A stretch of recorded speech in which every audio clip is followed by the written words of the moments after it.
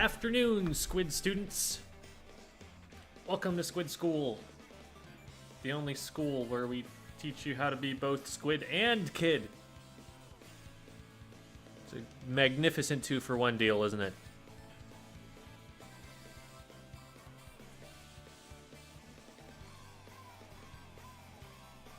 What's up? Congratulations to Jamie for winning the first race. How's it going, everybody?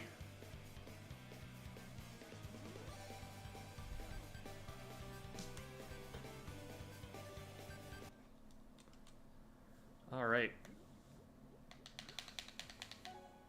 Ooh, there we go. Got a little bit more time today. We can maybe do a little bit of Q&A. That seemed like a session that people were enjoying. When we did this for... I forget if that was the community night stream or if it was something else. But we'll see if we can work that in some way. See my silly Twitter video. I have not seen your silly Twitter video, and this needs to be rectified. Send that to me at some point.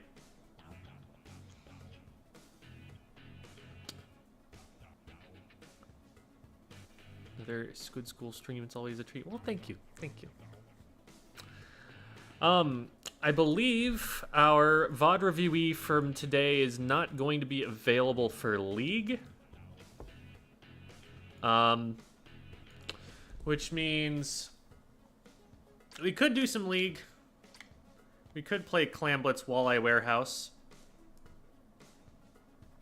We could decide that that's an okay thing to do. I could also play some solo. I haven't done my placements yet. That might be of interest. I don't know. It's like, on the one hand, you like to be able to put in the tags on Twitch, playing with viewers. Because like, ooh, I might get to play with the streamer. Sees that there are 40 people watching, decides, what are the odds? Or... some people have said that they want to see more of me playing and talking about my thought process. So, I don't know. It's like, it's going to be really cool for the, 3 people who get to play with me. But maybe the majority of people would enjoy more if I were narrating over my own gameplay.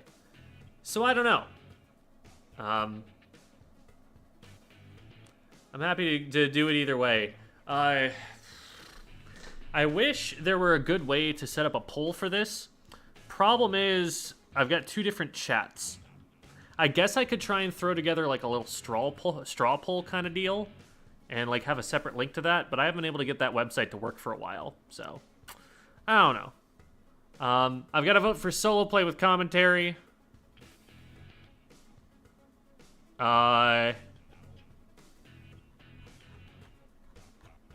And that's all I'm seeing anybody say.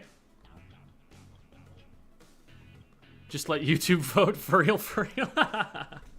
Show favoritism. It's not the first time I've been asked to do that as a teacher. Some solo play. Commentary. Commentary on what? You mean on my solo play? Use Google Forms for a poll. That would require me to have set up a Google form. That would be smart. I am not smart, however, and maybe we'll have to do that more in the future. Need to see what you're made of. Okay, okay.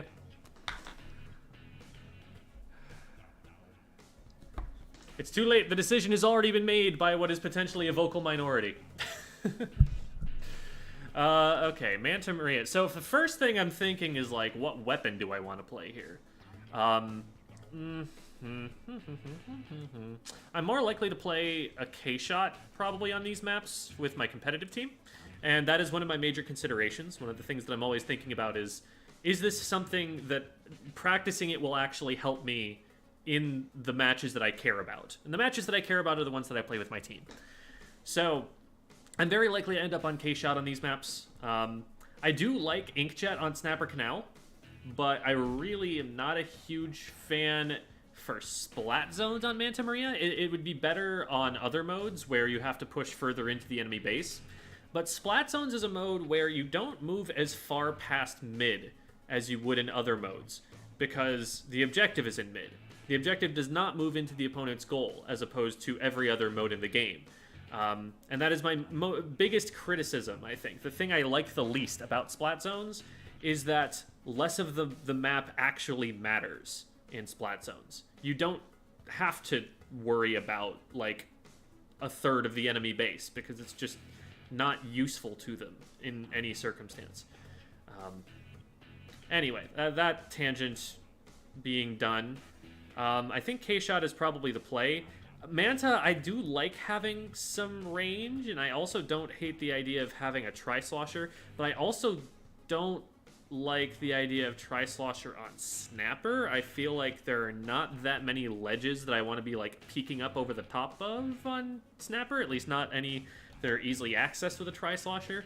And also the Tri-Slosher paints less, and that's always something that I'm factoring into my decision-making process there. I'll show my gear for the K-Shot really here. It is pretty old, and I might want to revisit it at some point, but LDE, because suction bombs are a really important part of this weapon's kit, and they are expensive ink-wise, so having those, especially, you know, in a mode like Splat Zones, where you are expecting to stop your opponent pretty low on the timer before the game ends, really useful. I have a little bit of MPU, not a ton of it, just for jump accuracy, because I do like to use jump shots occasionally, and having just the tiniest bit more accuracy on those is helpful. I've got some swim speed, which is always a good bet on anything that you want to be moving around with, which is every weapon in the game, but more so the zippier weapons, like this one. And then I've got a whole bunch of utility subs. So 2 subs quick super jump, a sub of special saver because I expect to be dying a lot with my playstyle, 2 subs of bomb defense. I'm actually surprised I'm not running any second sub of I'm not running a second sub of ink resistance, that's a little backwards. I would actually want 2 subs ink resistance and 1 sub bomb defense. I just realized that about my build that I've been using forever, but it's not a huge deal. I'm not going to worry about it too much. I don't think that gear is especially important. All right.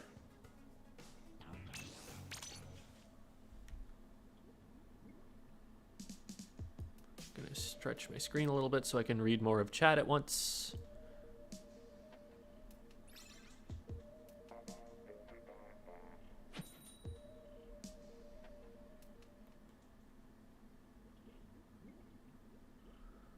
Okay. Do you feel like your time as an English teacher helps you be a better Splatoon teacher? Oh, absolutely. The ability to explain something is actually, if anything, more valuable in content creation than it is in teaching. Because in teaching, what's more important is classroom management. Like, you need the kids to do what you tell them to do. The explaining part is maybe like 20% of your job, and it's important, but it's the easy part, relatively speaking, at least for me. Oh my god. I got walled out so hard by those bombs. That was really well played. They knew where we were. They knew that we were going to start pushing as soon as the specials came out, and they just stopped us completely from going where we wanted to go, where they knew we wanted to go. I wanted to pay a little bit more attention to that, but I was finishing my thought. Probably could have gotten the junior there if I'd aimed a little bit better, focused a little bit more. Not a huge deal. We've got control back. This should be capped easily. We don't even need to fight that guy. They're just going to pop missiles right now, which isn't going to have a huge impact on us as long as we manage them well. I missile the left-hand side, and oh, unfortunate that the bomb was right there. I was committed to the idea of rushing left with those missiles, and then I got slowed down from doing that. Went for it anyway.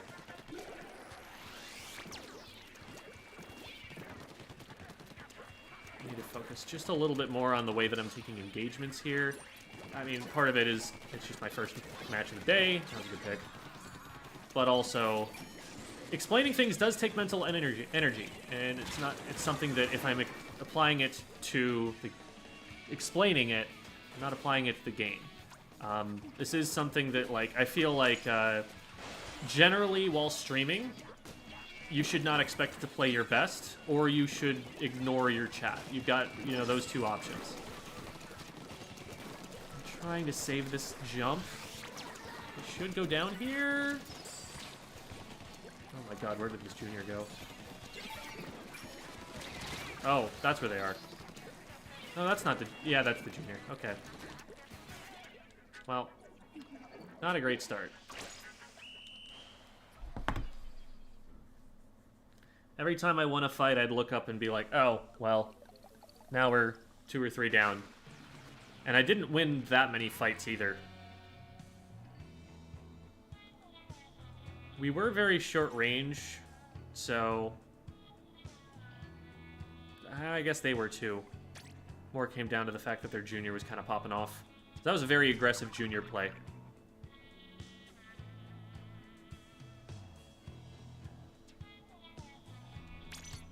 I've ever seen someone play super well. I don't know if I've ever seen someone play super well and talk to chat a bunch. Yeah, exactly. In fact, there's a really good video by, I forget who actually made the video, but Kyo and Dr. Prodigy talk on it about leadership in-game, about callouts specifically. So, like, I'm not doing callouts right now, right? Callouts at least would have a focusing effect of making me think about the game rather than trying to explain concepts retroactively to the chat. But even with callouts, Kyo and Dr. Prodigy argue that learning callouts makes you worse mechanically because you are focusing your mental energy half on playing the game and half on communicating what's going to happen, on leading the team. And that those two require mental resources, and you would be better at either one by just focusing on the one and not the other. So a lot of the leaders of teams that you'll see in other esports tend to be the least skilled mechanically, and it's because they're focusing specifically on this skill of communicating and getting a game plan out there. I don't like how far pushed up Baby Girl is here, because they have a way in that has not been locked down yet. Okay. We've now locked it down, and they've gotten a pick, so I like it now. But I usually prefer that people lock down the ways in before they start pushing forward into those more advanced slaying positions. We've got a brush in street, which I think is more powerful than having me there. So I'm going to try and hold down the left-hand side instead. Sick. That is the best case scenario for what could happen here.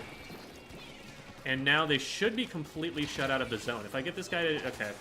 That wasn't a great idea on my part because they saw me coming, but even then, if I get them to shoot at me with that many players down, they're not shooting at the zones, and my team can very easily control the zones. I don't need to even get a kill here. It's nice that I did. It's nice that I got 2, but again, when it's that close to the end of the game, I might just literally run into the enemy team and feed, because bullets that they're shooting at me are bullets they're not shooting at the zone. The best frontliners are the ones who are just going to stay alive and be more of a nuisance. Not necessarily the ones that get the most kills, but the ones who force the enemy team to scramble around in their own base, doing things that don't matter towards scoring points, and letting the rest of their team, their support or backliner or whoever, keep the zone painted from whatever minimal contesting is happening, and let the time run out.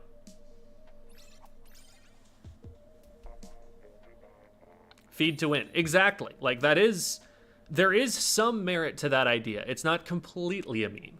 What role do I play? I am a Slayer. Sort of.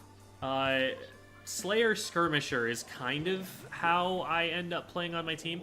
Because really, the key Slayer on our team is Aplo. Aplo plays Nautilus a lot of the time. And so, in theory, what's supposed to happen with a Nautilus is you've got a team painting for it, setting it up, so that it can be as successful as possible at getting picks. Now, in order to do that, you can't just, like, let it fight on its own, right? You're going to go in there and fight with it. That was bad. I saw the roller there, but I greeted for going for the hammer, which I knew wouldn't be looking at me. You need something fighting with the Nautilus. And specifically, that means you want someone who's engaging the enemy so that the Nautilus can get off angles that the opponents aren't expecting and just delete people really quickly, which is what that weapon actually does really well. You also need someone painting for it, but that's less my job than it is my teammates. I don't like this. Yeah. They had too many ways in. I wish that something more had happened from my teammates to help support that push, but I might have gone in a little early for them to be ready for it. Oh, we've got 3 down. We've got to go for it. We've got to go for zone. There we go. Very nice, very nice. Okay. So now... the goal in splats... oh, shoot. We're 1 down already. We need to double back to the zone and try and just stall for a little bit. Too many different angles to watch. Unfortunate. Might have been a good idea for me to check the map a little bit, but it's really hard to get information about that top right area, simply because there's a lot of it that's unpaintable turf. Okay, so we lost the zone there for a second, but we regained it by getting a lot of picks, and that should give us the ability to push up a little bit more now, contest a little bit. See, I'm getting people off the zone by threatening from this angle. That was really badly played by me. I could have kept my range, knowing that that was a sploosh, and potentially won the fight, but it looks like my team covered for me really well, and we're about to get the lead here. And this is a very dead Tri-Slosher. I don't know how dead this guy is, because I've got rain on me. Yeah, that's a CDS. I do not survive that. I was seeing the shots and trying to figure out what weapon it was, and I don't know why I landed on Sploosh, because it was way too far ranged to be Sploosh. It's just me and the CDS. I might be able to outpaint here. Yeah, especially since they just spawned in. But there are people who are watching here, and I really am not comfortable with that jump, I guess, into roller, so jumping into unsafe places isn't the worst idea.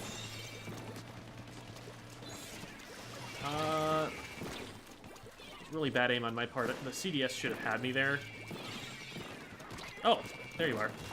Cool. That only works because I got the jump on them, not because my weapon actually should win that engagement. Oh, okay, so we've lost our arrow spray, which, not a huge loss except for the fact that it paints a lot.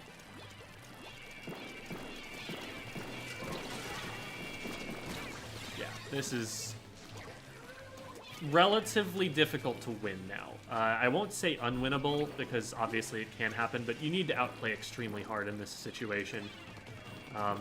You need to be out-fragging 2-1 routinely to make that happen. And really, even then, it's usually not enough for zones, because in zones, they can win by just painting. They don't need to fight. So, that kind of sucked. Because we did have the advantage, we had a great position, and then we just lost a player. So, oh well. Not super lucky there.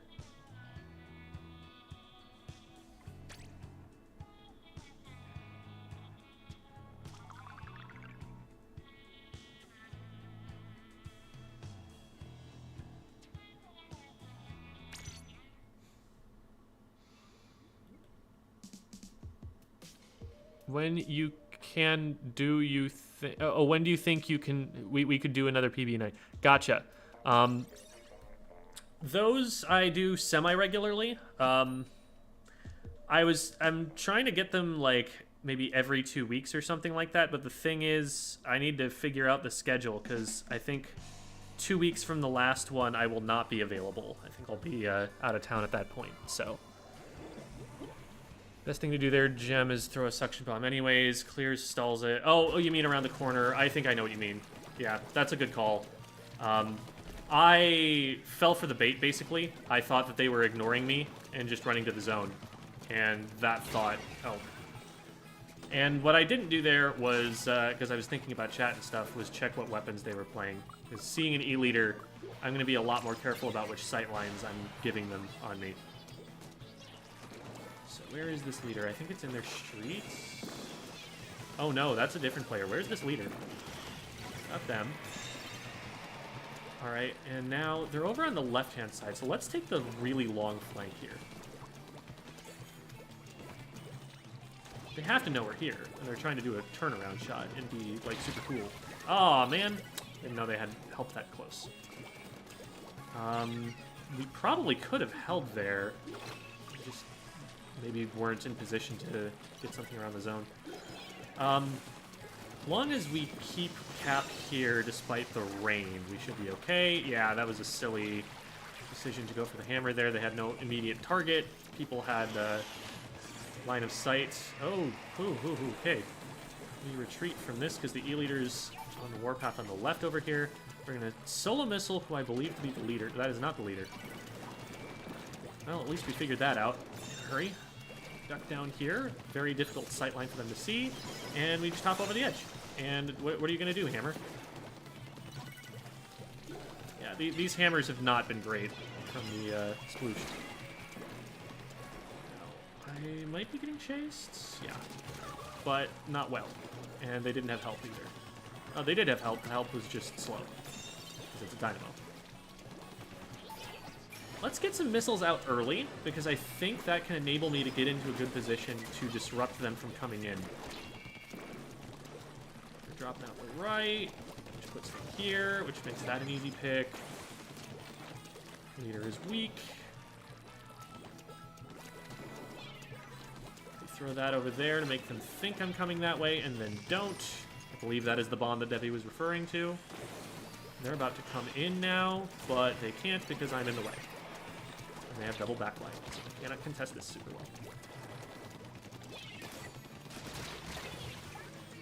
well. That trade might have been good, because here's the thing. I was fighting two of them, and I got a 1-for-1 trade out of it. So that puts my team at a 3v2 advantage against the others. So I was expecting that that would pay off, but ultimately... we're still two down. Why are we still two down? I think people aren't respecting the E-leader or something.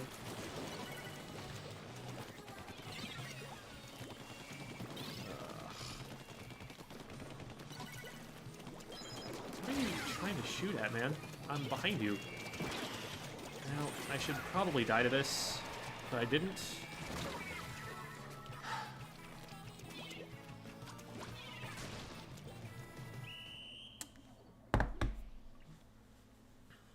There must have been a lot of staggering going on.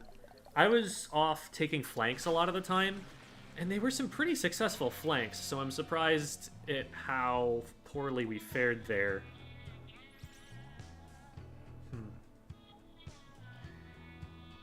Their E-leader pop off. 6 kills to ours is 5. I guess maybe their K-shot was just doing the same thing and was getting more done on the back line than I was.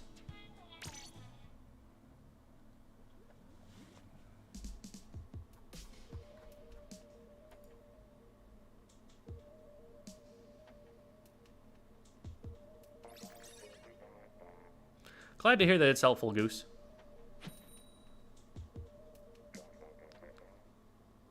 More flanks. I'm trying to flank, but I'm also like, wait, we don't have the zone right now. Like, there's an E-leader in our own street with its back to me. There is such a thing as flanking too hard. This is going to be an obnoxious team to fight, because there are a lot of circumstances where I do not want 1v1s against most of these weapons. I need to be especially careful about where the E-leader rolls out. I need to make sure that the dapples can't get on top of me ever. Oh, there's the E-leader. That's why. So we lose the zone here. Arbrella's doing a good job of stalling, I guess, but they probably go down pretty soon, and yeah, I would have rather they backed out, honestly. Just preserve their lives instead. So I'm now, my position should now be known to multiple players on the enemy team. And I still don't like this fight because we're still one down.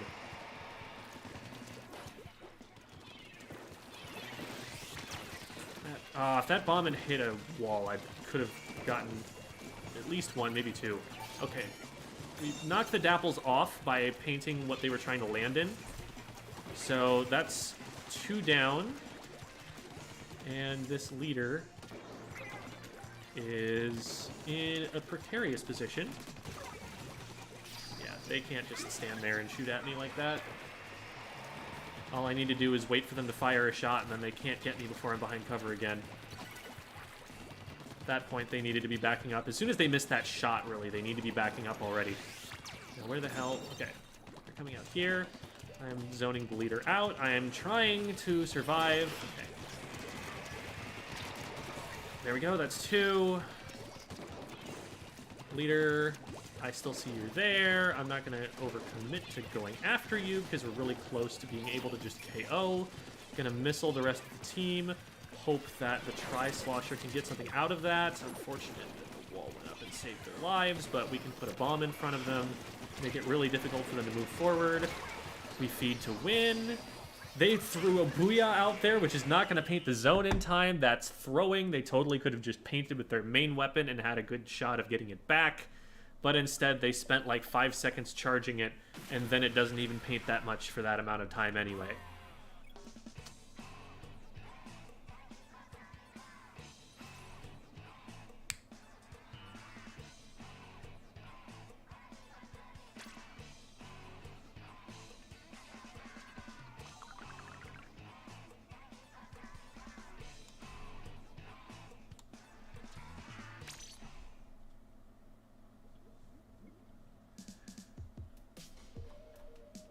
Was that Tayu?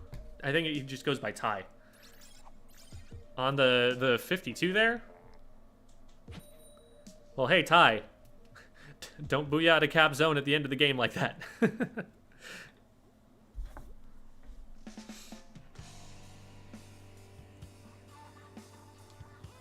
Any tips for not... is that the inkjet one? I can never remember what the...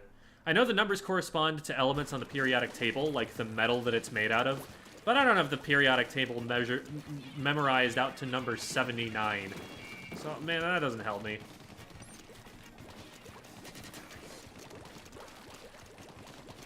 Well. Ah, man. So, what I was trying to do in that fight, because I didn't have my shots on at all, but my teammate was there, and I figure if they fire even a shot or two at me instead of my teammate, that gives my teammate more time to gain initiative over them. And that's the skirmishing role. Now, could I have gotten my aim on a little bit faster? Absolutely. But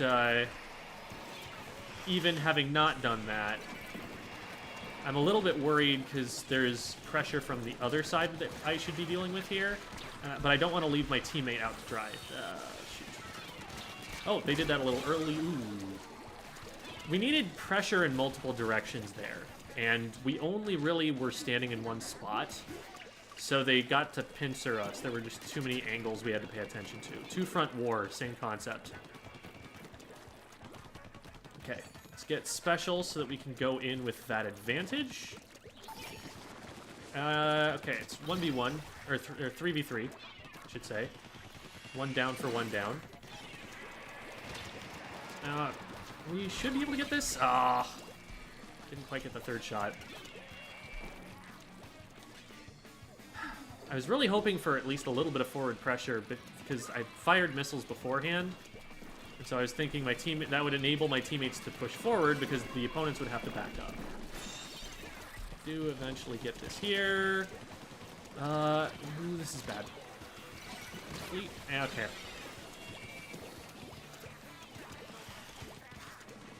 There are a lot of these positions where I could get away with this if I had teammates and I had called that I was going there. Like, Aplo 100% would have been back there with me to clean up those kills on, like, the 52 and the pro. Okay, that was just throwing.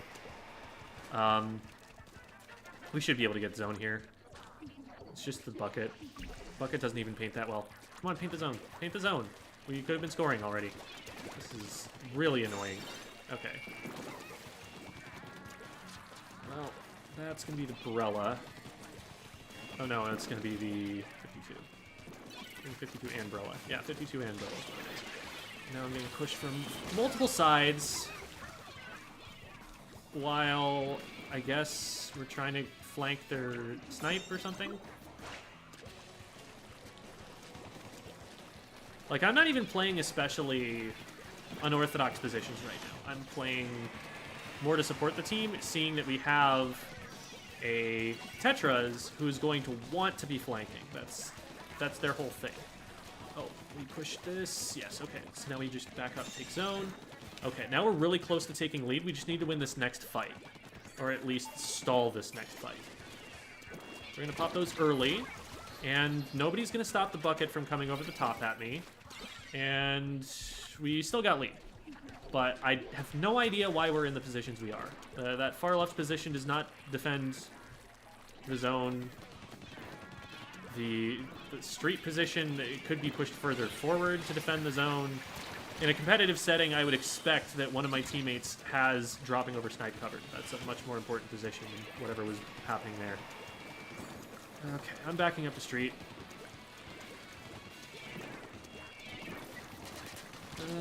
Okay. A little bit hairy there. We're going with missiles. We've got picks. We just need zone, and we need to actually hold on to the zone. We got one. That's a huge stagger. They're trying to, I think... Oh, no, it's not a bomb rush. Is it a bomb rush? Is that what the Sorella Brella has? I don't feel comfortable pushing too far forward here, because I have not had support in these fights so far. I'm going to this way, because this is where they're coming from. I'm going to booyah because my teammate followed up on that with me.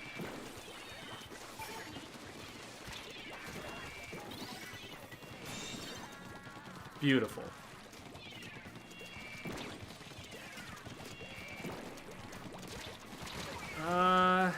Do we keep the zone there in time? Not quite. This pushes to an overtime, probably. We really don't want our Tetras to feed here. Cool, we got a pick. Once the team is here, we have numbers advantage, and we can start moving in and taking the zone. We've got to watch out for this bucket. This bucket has been playing really smart. That was a great position that the K-Pro took, but we were able to get in there anyway because the K-Pro's off the zone at that point. There, I don't mind that we rushed left so hard because we pushed the ones on the left to the left, and the one on the right was busy fighting somebody else, so they weren't actually on zone. It only took, like, blobs or something to cap the zone there, and they got the win. Whew.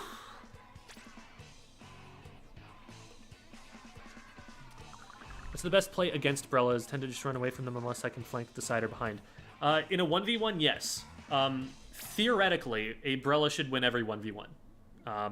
Now, that's assuming a very skilled Brella and assuming that lag is not going to allow you to fire through their shield. That's also assuming they have enough ink to continue the fight. The one way that you could theoretically win the fight against the Brella is by forcing them to have their shield out for too long and not, like, you know, just keep a couple bullets from a K-shot and then dodge somewhere, and then another couple bullets from the K-shot and then dodge somewhere. And eventually they run out of ink, and that's when you can actually move in on them. But that's a very long strategy, which in a team game is very unlikely to actually pan out that way. Usually you're going to distract and a teammate is going to come from another angle, and that's the way you're going to take out a Brella. Either that or you just ignore it. That's always an option with a skirmisher weapon. Like, is it in the way? If not, you don't have to kill it. Okay, we're drawing a lot of attention over here, so we'll come over and deal with that. That's what our tent is going to do. The entire goal of a tent umbrella is waste as much of the enemy team's time as it possibly can. Those were some crazy shots from the inkjet there. I'm impressed that they were able to get the dapples even before the dapples were able to get the shot off. That required a very fast direct. They're all over our right-hand side, which is interesting.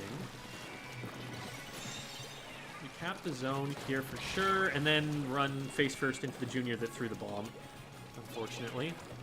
That is one advantage that the junior has, that with an auto bomb, it can gather information, because the auto bomb will tell you when someone's nearby. This is spooky, but we'll try it out.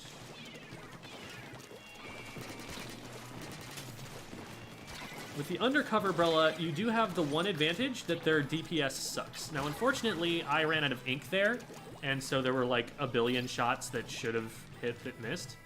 But the undercover umbrella splats so slowly, it's usually a 3-shot, and with a much, much slower fire rate than, say, a K-shot. You should actually still just win that fight if you, like, wail on the shield and make them miss once or twice. And at this level, I don't expect that people are going to be aiming perfectly yet.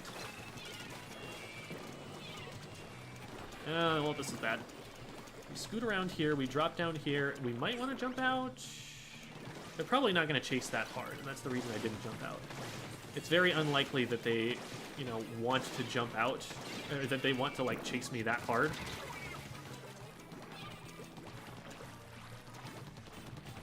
It's just, they get one pick out of that, right? What is the worth of that one pick? I'm leaving my teammate to die here if they actually chased where I thought they did. Not sure why they didn't kill for it. Okay.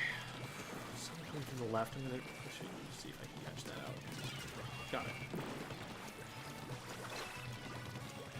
Alright. My teammate shot blocked me there. I'm going to back up, throw this. One on the zone should die, and then I can help my teammate. No, I can't, because they died. Man, this inkjet is insane. I'm super impressed at how they're playing that. Like, that is a lot more accurate than I typically am.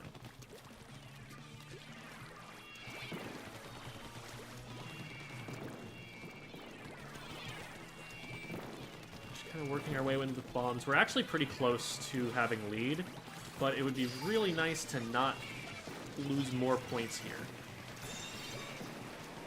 Generally, the play in splat zones is actually you want the zone before you really start pushing too far up.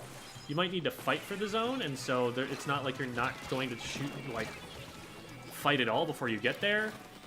Unfortunate that they caught me there. We might be able to hold zone. No, not quite, not quite. Oh, please don't feed, please don't feed. We need you alive. It's only a minute left. They're feeding. Rip. Throw that there.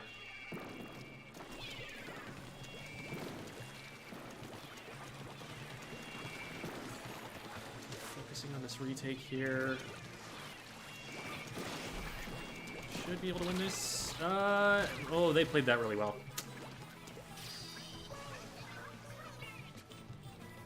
Why are we over here? Wow.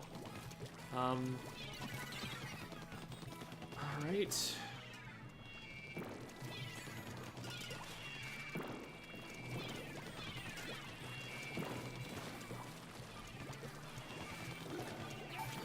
Well, a missile into the middle of the map and hope that some of those missiles land on zone.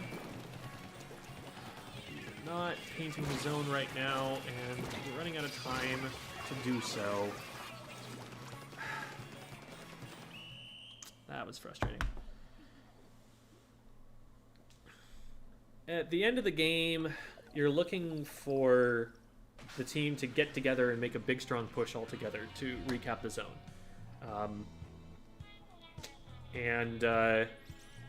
It felt like we were getting drawn too hard into fights on, like, left hill.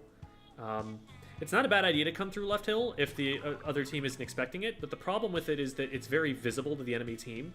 Like, you're going to see that they're coming from that way. So usually what you want to happen is for, like, 1 or 2 people to go from that direction, but for there to be pressure in mid.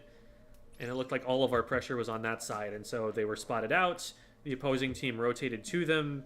I had nobody to help me in mid when I figured there was going to be at least one person coming from that direction. And a lot of that, you know, I should be checking map. I should be aware that, hey, maybe there isn't someone there when there should be, but anyway.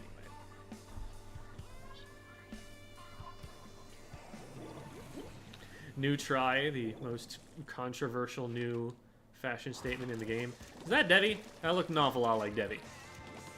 Yeah, it's Devi. I've been sniped. Okay, so Devi is going to want to take certain positions. Yep. She knows I'm coming, and that's fine. In fact, I was trying to get off the ledge there, but she was a little bit too quick. In that situation, I actually want her to know that I'm there, because then she has to keep looking backwards instead of looking forwards at the zone is what matters. Cool, just going in, got one. They're zoned out, we don't need to worry about them, we can just take the zone. What are they trying to do here? Okay, they're jumping out.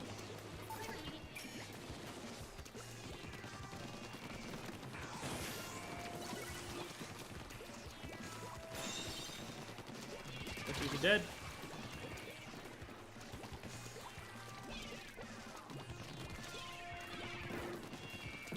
Make sure that nobody's gonna run out here. That was exactly what I was worried about, but I was not expecting it to be Devi.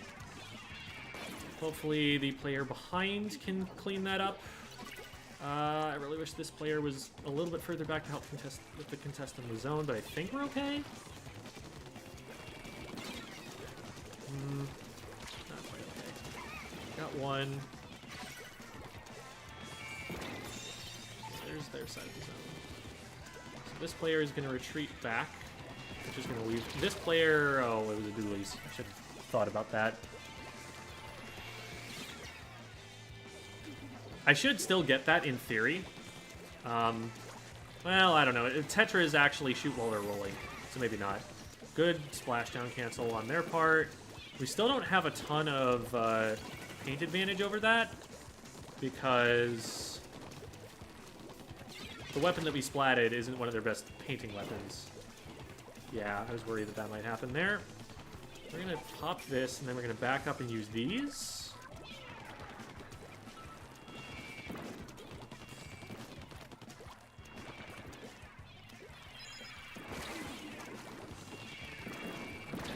Hydra is not on snipe.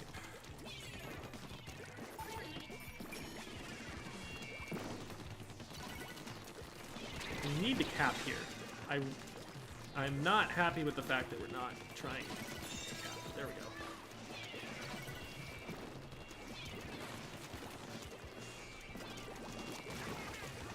Okay, cool.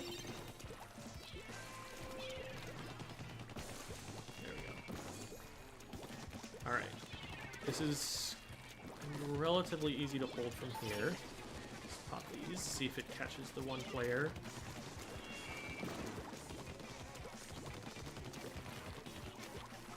Fire some of that, hopefully help my teammate out. I'm not going to overcommit to that because I need to be making sure that the zone stays capped, that someone doesn't sneak in from another angle. There's anybody right now.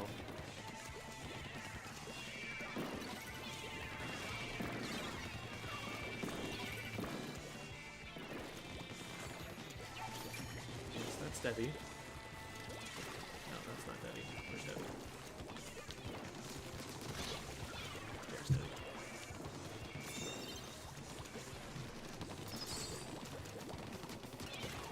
Nope. Absolutely not. Devi cannot paint the zone by herself. I don't need to go in and take her out unless she is in a position where my teammates are going to die for trying to paint the zone. And right now they're doing a good job of staying out of that sight line.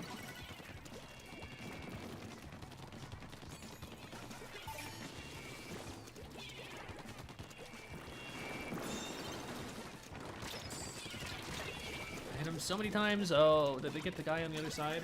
No, they did. We just ran away from it or something. Darn.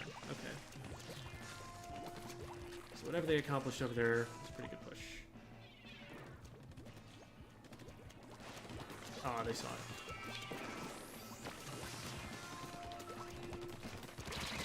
What? Okay. I didn't think they were going to be in range there. kind of have to go for the crazy play here. We did get one down. That's huge. From here, we should be able to just immediately cap the zone before they can respond. And instead, we died to that guy. Yeah, this is 3v1 at this point. It's game over.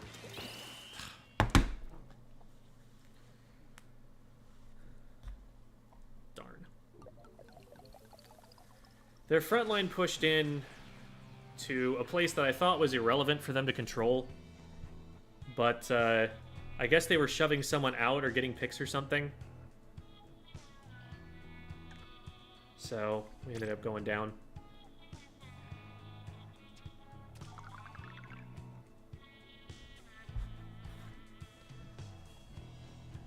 I did paint a lot. I wasn't up there in the slaying, but you know what? We've only got one VOD review today. We can probably go and get power real quick. I was gonna call it there and start the VOD review up, but we got a little bit of time.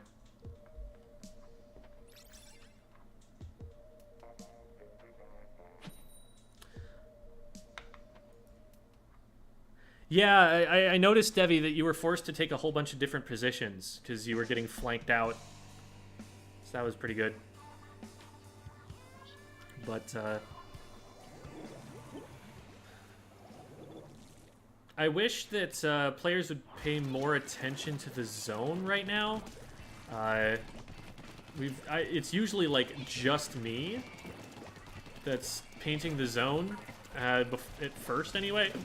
When we have an opportunity to. I'd rather it be like 2 or 3 people, and then we go out and try and take out enemy players, zone them away from it. But you want to take the zone first, ideally, because the zone gives you capital for fighting. Lets you actually control some space. Nice, so we've already got that flank through. Okay, well. At least we got the follow-up kill on it. Yeah, that's fine. As long as there's someone watching it and we trade there, that just maintains the status quo, and that's okay. As long as the lead doesn't change, as long as the objective doesn't go over to the other team. This is bad, though. I really hope these players play safe. Okay, it's a Hydra. They're going to play safe, but they might get forced out. Yeah, that's fine. That's fine. Because we had a flanker in position. There's also probably a Tri-Slosher in here somewhere. Okay, we've flushed them out.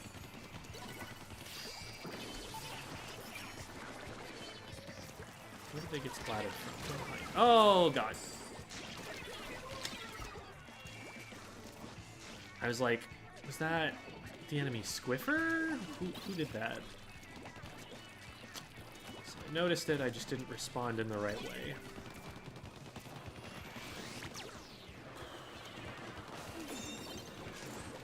Oh, hello. I was wondering what that was.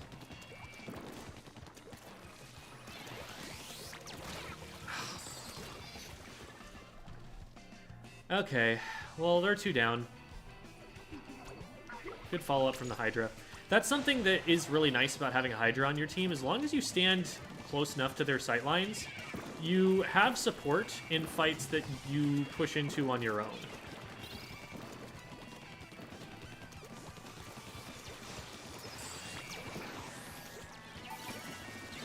Like, okay, fine, you can have zone, but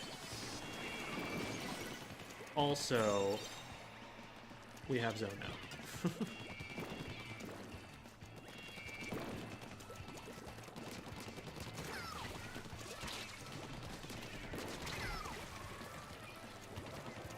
That was some really good teamwork right there. Teammate was alerted to their position from the this way, and then they saw what I was doing, followed up on it.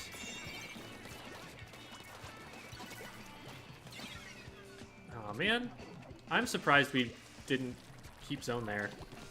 That's really unfortunate. And our Hydra needs to be really careful because they might get rushed here.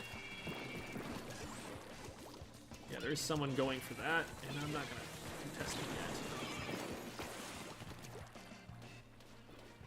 yet. Okay, I need to help my teammate. No, no.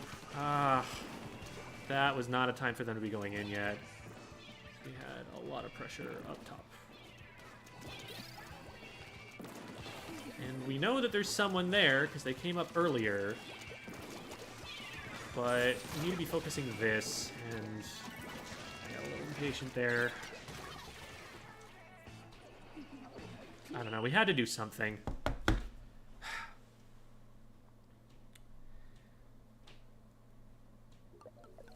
Like, 3 of our team members were on snipe dealing with that flank, which isn't necessarily bad. But what was bad about it was that we had someone else who dropped onto the zone and tried to take the, like, 1v3 while it was going on.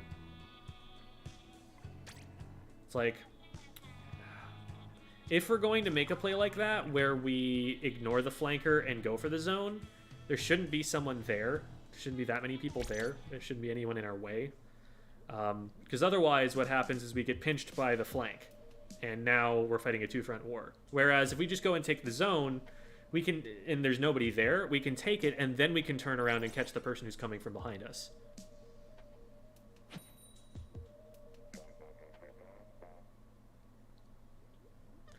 Throwing more bombs after running away from a fight and after using missiles.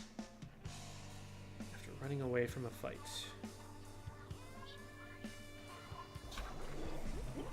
I'll think about that. I'm not expecting that this is going to be a very high power. Like I said, I'm definitely not playing all of my engagements the greatest because I'm thinking about what to say next rather than what information I can collect. Oh, like there. I didn't know there was someone there. Oh, this is not a situation I want to play in. Oh, they just dove right in. Cool. Yeah, I was expecting that they wouldn't be able to, like, keep zone off that push because they were probably just going to get caught out and either forced to run away or splatted by our blob.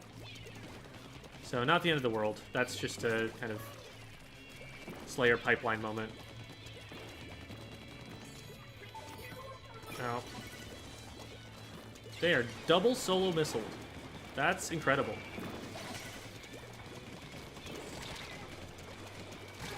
Yeah, I can't get away from that. The blob... I don't know in that situation whether the blob could have helped me. Like, I know another midline weapon absolutely can shut that down. But I'm wondering if the blob can, like, space the blobs well enough to really zone that out the way that they would have needed to save me.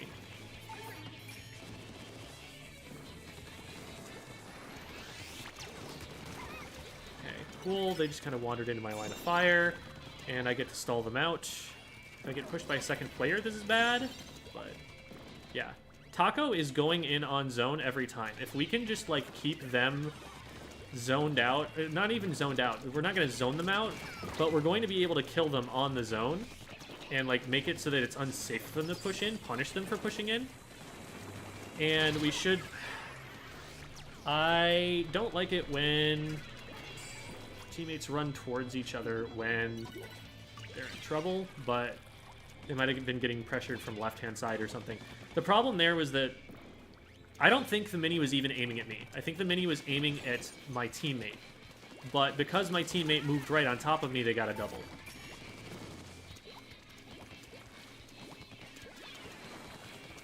Like, you want to be close to your teammates, but you don't want to space that closely. Oh, hello. That was not the direction I was expecting you to go. Okay, we got the trade. That should be easy cap. Gives them penalty, keeps the lead. Probably didn't need to take that fight because we already had advantage. Nice, though. Good follow-up. And I was really thinking that my teammate was going to be watching that because there was nothing else for them to be watching. Darn. Okay, good pick. Nice, that's 2 down, that's 2 down. Let's go, let's go, let's go. It's Taco. Taco is going to be going... Oh, my God. Okay, that was good pressure from the blob. That's the kind of support that I know I can expect. That was really good. And now we pop these, and that should enable us to move forward or punish them for moving forward. Fair enough. 1-for-1 trade. We get another one off of that. Great job, Range Blaster. And now we actually start scoring, which is super nice. They're probably going to rush in desperation mode to try and get this, and Taco dies on zone.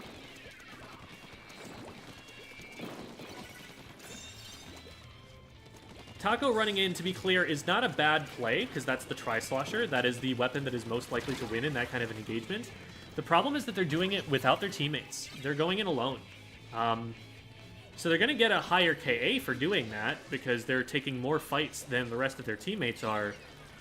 But they're also less likely to really functionally win those in terms of objective control. Even if they get a pick, it's unlikely to change the way that the zone is being held, because on the back of the pick, there's less paint behind them. Okay, we need to be careful about this. I really hope they don't just drop down right now. Okay, cool. They waited for the armor. That's good. So now we pressure from this side. And now we died at the squeezer and the missiles, but we are able to cap the zone, which is huge. And they're 2 down. Nice. That was really well timed. Good job on the armor. And good job on the team knowing how to move in with it. That is an easy pick. And that should probably end the game, because that's one of their strongest painting weapons. Also, there's a big fight going on the left for some reason. And there's another pick on the Zap, which is nice. Unfortunately, the Mini got in behind me. I don't know what went on over there, but we did not win. And we're 1 down for the Blaster. Worried about this Mini taking a good off angle. This is really spooky now. I'm not a big fan of the situation we're in. Looks like we're starting to fight. And it's not an advantageous one. Man.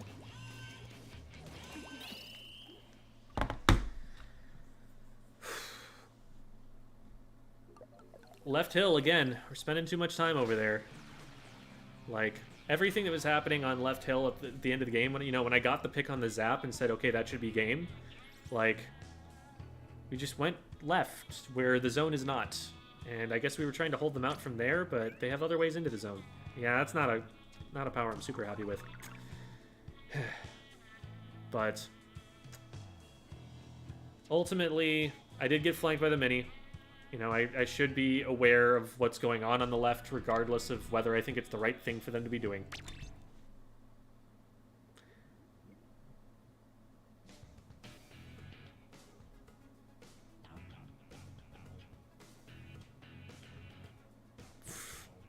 Menacing aura. Cool. Very threatening, very spooky. Okay. Yeah. Not super happy with that, but we'll have time to improve it, and I think I'll do a better job of going for it when I'm not trying to narrate everything that I'm thinking. So, alright. Let's go and do this VOD review.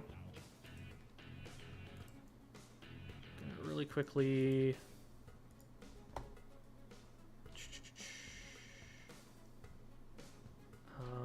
I need to switch to this. And I needed to switch this to this. And that's way out of whack, so let's hit this real quick.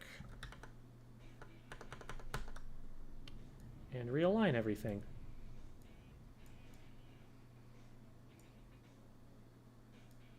There we go. Okay.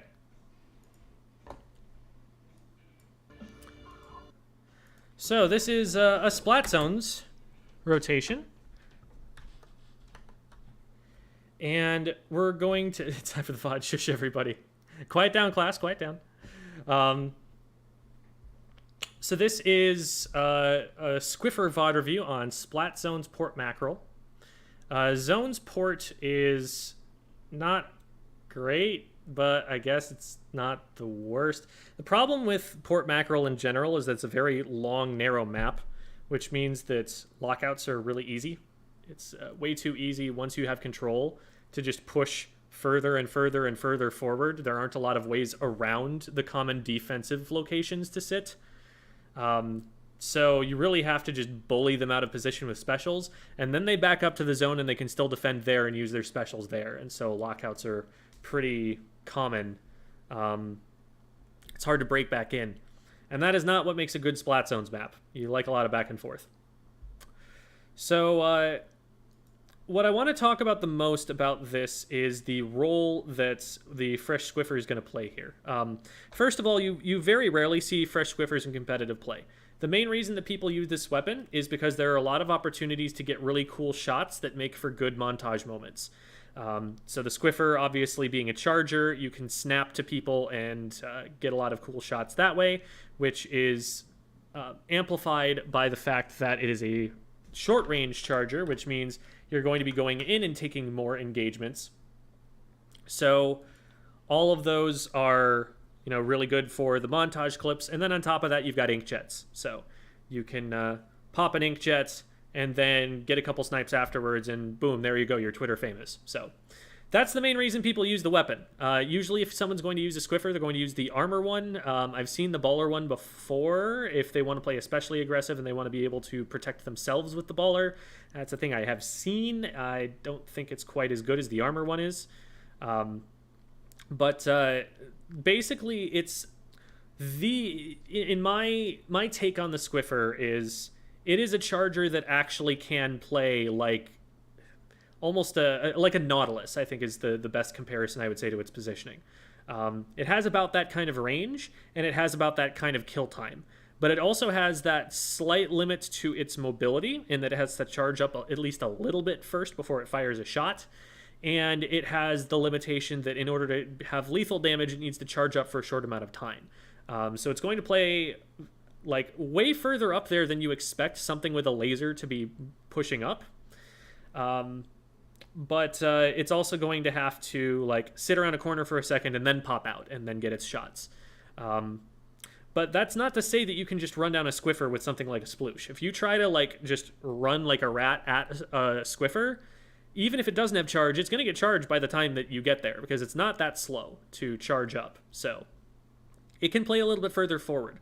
I would say in order of aggressiveness, you're going to go Tri-Slosher and then Squiffer on this team. That's the next furthest forward, the next most front line of a weapon. You've got a very midline focused comp here. So I want to be seeing some aggressive plays here, given that the Rapid and the Dynamo are going to want to play back a little bit. And you're especially not going to want to sit back too far because they have a charger and a ranged blaster. And those are weapons, and a mini even. Those are weapons that are going to contest you at your range. And so you can't just like stand like an E-leader here and expect people to move into your range where you can hit them and they can't hit you. That's just not how this weapon is going to work, especially with the comps that are being played right now. So I don't mind you painting up a little bit, but early on, you want to be pushing forward to take an advanced enough position that anybody who wants to try and paint the zone is going to be in your range. That's my take on this. I think you want to be maybe getting behind this block or something like that, and peeking to try and get something silly on a roller who's trying to sneak through the right-hand side before before they have any paint down there. You obviously need to be very careful about peeking a blind corner where there's enemy paint because, again, they have a roller. You can't just be walking towards enemy ink expecting them to not burst out of that and one-shot you. But you need to get closer to the enemy team than this to have an impact on the game right now. So you do drop down, you throw a bomb, which, remember, anytime you throw a bomb, that's going to direct the opponent's attention towards that bomb. It makes a noise, it's an explosion, it's something they have to worry about. And smart players are going to see that bomb, think about the angle that it was thrown from, and assume, okay, there is a player in that vague direction right now. So after throwing that bomb from here, you then come out to this location. Now this, in my opinion, is dangerous. Because, again, they have a charger. So if there is a charger in a position of like any of these locations, you're out in the open, you don't have enough cover to get behind cover before they hit you. So this is kind of dangerous depending on where they are. Now, they don't end up being in a bad spot for you guys. Maybe they're dealing with something else. We did see a wall go out over here. I think that has to be the wall's over here. So in theory, they could have swam up and got a shot or something. But Good job picking the blaster who's looking at somebody else. That's always a good idea. From here, though, we saw the roller go down earlier. We know the roller is not in play. And then we took out the other ambush predator on their team, which is the blaster. There's nothing on their team that is going to shark and try and jump scare you. So now it's time to push up. Now it's time to get into a position where you, as, remember, one of the most aggressive weapons on your team, are going to be able to sneak in a quick pick on someone, going to be able to rise up over the top of a wall with an inkjet and direct someone. You have a lot of options now. And yeah, you want to be capping the zone, you want to focus kind of on that, but with the numbers advantage that you now have on the field, you should expect that that's going to be possible, and right now is the time to be moving up. Sitting right here is giving them more time to move back towards mid, and giving your team less space on the map. I'm going to really quickly go and draw something on Sendu.Inc.'s plans thing, to show you that this is theory that all comes directly out of FLC's videos, the fundamentals of these game modes. So here we have, is this, yeah, we can zoom in this far and still have stuff to see. Okay. So let's say we've got, 4 players, and I don't know where they're going to be rolling out, maybe something like this. On either side. So they're just kind of mirroring each other symmetrically or something. I'm just making this up. So right now, if they move out quickly, the battle line is right here. This is the neutral game. The objective is half controlled by one side, half controlled by the other. Obviously, there's a lot more nuance to this geometrically, because really what we're looking at is this player has a zone around them, a zone of control. This player might have a slightly larger zone of control around them because they're in a backline position.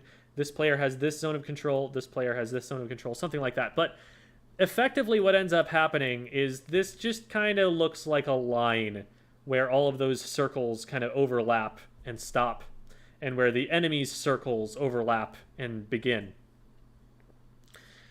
So the way that you score points in splat zones is by taking this line of what the enemy controls and shoving it backwards. If they are forced, and now I'm realizing that I shouldn't have made X's, I should have made them circles, because they are 2 different entities now on this drawing feature, and I have to delete them all bit by bit. 1 second. Okay. So now, because if we've, forced the enemy team to move backwards by, say, splatting one of them, the line that represents the space that they can control, and by control I mean the space wherein they could safely stand and paint the zone from, when that line gets pushed back, they no longer have the ability to paint the zone, because they would have to move into, oh goodness, that's not what we're trying to do. There we go. They would need to move into a location that is dangerous for them in order to paint the zone. And so they can't do that. They have to preserve their lives. If they don't preserve their lives, then they just go back to spawn. My goodness, this is not working well. There we go. Then they just get sent back to spawn, and this zone gets pushed back even further. Because what a smart team will do once they realize that players are down is they will move up and take the space that that player used to be occupying. And once this whole thing gets shoved back to about here, this is your lockout situation. This is where a top team is just going to stop and say, you don't get to go out anymore. You don't get to do anything. Because if they go any further in, somebody coming around from this angle or coming around from this angle gets to the zone without anybody actually stopping them. And so these 2 routes above and below kind of make it so that you really probably need to just hold your defense right here. But that's still fine, because anybody who's coming from this position has to drop down over a ledge, which is the most vulnerable position you can be in Splatoon. They're also going to have been visible from this corridor right here. So anybody who shows up right here was probably seen by somebody over on this side. And this stuff is clear, so sometimes you can actually see through this and spot them coming out. So that's really easily defensible. You really just have to sit back in kind of this position and look up and throw bombs and be like, you're going to need a special to get through here. And they will. And this position as well, same problem. Very visible. You're going to see someone as they come out here. They don't have that much height advantage over you, so if you just sit back maybe here or so, unless they're like a charger and they can't push forward very easily through here, you just stop anybody from going through here safely because they don't have any cover. They've got this sponge and that's it. Anything else out and around that sponge, you have easy line of sight on. So this is a really nasty lockout map, and this is why this map is generally not seen that often in competitive play. Now, what I'm looking for you to be doing, because they're 2 down, remember. So that you guys have gotten 2 picks, one of which was from you, which is awesome. Now, what you're not doing right now is moving from here, or I guess I should say moving from, like, this guy got a little out of position, but that's okay. You're not moving the line forward. Once you get those 2 picks, you want to start moving into this corridor. You want to start taking positions that you know are safe now because you've cleared out the threats that would normally be holding them down. And that generally just isn't happening. And that's an issue for you in particular on this comp, because you are one of the most able weapons of getting into the front lines and actually displacing them. The Dynamo can't really swim forward that easily. It's really, really slow. And if it comes across someone, it has to already be swinging in order to win that fight. So it's not going to be going and doing a whole bunch of work on that front. And your Rapid Blaster, well, they're down, but they're also going to move in relatively slowly because they have a really slow time to kill. So it's you and the Tri-Slosher. If you're going to take any map control here, it's going to be you guys that are spearheading that push forward and them that are following behind you like a ratchet to lock it in. So let's delete these to make some space. So let's say this guy is your Dynamo, this guy is your Rapid. You and your Tri-Slosher are going to be the ones that need to push forward. But once you do that, that's going to enable your teammates to take the positions that you were in before, and they are going to be better at locking out these kinds of areas once they can get in position there. These areas that, you know, they have to drop down over a ledge, that they have a lot of empty space in front of them to get to, this is really, really well controlled by a Rapid Blaster. A Rapid Blaster sees you coming from a mile away. There's no way you get in on it without extra range. Same thing with the Dynamo. If they see you coming in, they have time to ready that swing. And they're like, if you step down there, you're just going to get one shot. You better not. You better not. So they're going to be really good once they can get in those positions. To get in those positions, they rely on you and your teammate, your Tri-Slosher, to push the enemy team back. So that's a really quick summary of FLC's fundamentals video on splat zones. You're basically doing that kind of thinking, like how can we push this enemy line back and hold them away from the zone so that the points tick harmlessly down behind me and I don't even have to worry about painting it that much. So we do move forward a little bit, which is good. We get missiled here, which is unfortunate. That's going to force us to play a little bit safer. But I would say we're playing a bit like a traditional backline role here, rather than playing this like midline Slayer weapon, this weapon that's all about getting picks. This is how I would expect, if not an E-leader, then at least a charger to play. And you're not an E-leader or a charger. You don't have a ton of weapons that you beat with just your range that are going to be trying to push into you on this enemy comp. What we want instead is for you to be looking for picks. Here is exactly what I was worried was going to happen earlier, by the way, that you step too far forward, there happens to be a charger in position, and they're able to hit you because you're out in the open and there's no way for you to get to cover in time. So what I want you to be doing here is sharking around a corner of one of these boxes and peeking out and getting a pick on someone. It's going to be a little bit scrappier, it's going to be a little bit scarier because you might run into the short-ranged weapons that are in front of you, but at the end of the day, that's going to keep you safer from the charger. That's going to allow you to use your range in a more effective way. And it's going to give you the ability to be pushing up and moving that battle line backwards more than you're going to be able to do that from here. If you were further forward, if you were, say, with your teammate on the left or down here looking around this corner, these players would be a lot more scared to take the fights that they win on your two teammates here. Because you're sitting back here, though, you're not threatening them because they're out of your range. And so this roller, instead of having to run backwards because you're threatening the space that they are trying to stand in to beat your teammate, they're able to just kind of take out your teammate and then focus on you. They take two 1v1s instead of it being a 1v2, which is kind of how it should have been. Now, as soon as your teammate here goes down, you need to assume there might be someone here. Even if you didn't see the roller go down, because I know that happened quickly and you were looking over at this side to see if you could help with this fight, you should see this much paint and the fact that it's there very recently and think, okay, there might be someone here right now.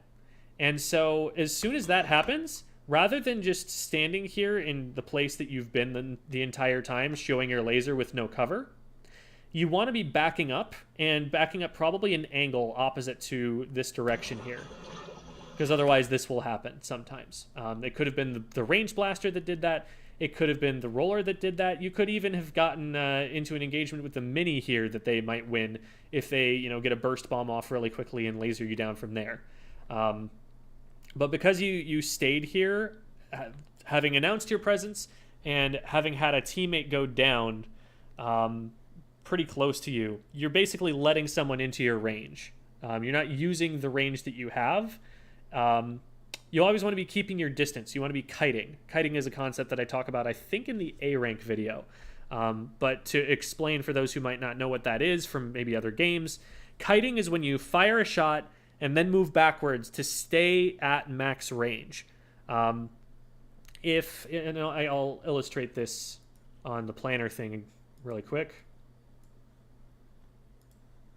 So let's say that you're here and this is your range.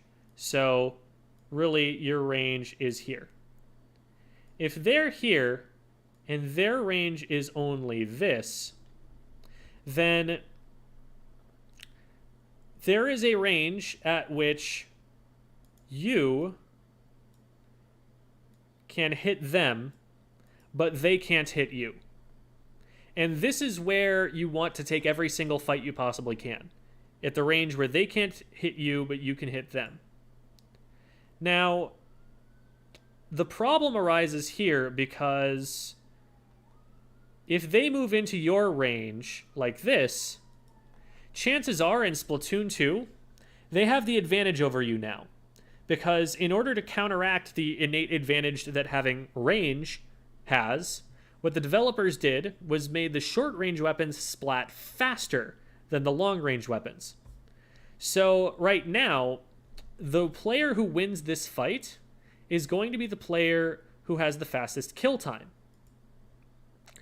And that's probably going to be the shorter ranged weapon. Can we do an undo on that movement? Nope. Apparently not. That's weird. So what you need to be doing to maintain this advantage is, as soon as an opponent moves close enough to you that they can hit you, you need to move yourself backwards so that, again, they're in your range, but you're not in their range. So That's what's not happening here. You're not kiting backwards as soon as they could potentially be in your range, and that could be for a number of reasons. That could be because you didn't notice that there was a player who went down here. That could be because you noticed that a player went down, but you didn't think that an opponent might still be sharking there. But whatever the reason was, in this position, that is what you would have needed to do to stay alive. Very nice. Okay, so the Tri-Slosh is able to finish that pick, and they know enough to stay back and not try to push in off of that, knowing that the rest of their team is down. This is a really good play from the Tri-Slosher. As long as they can keep themselves alive right now, they have earned the rest of the team a way back in.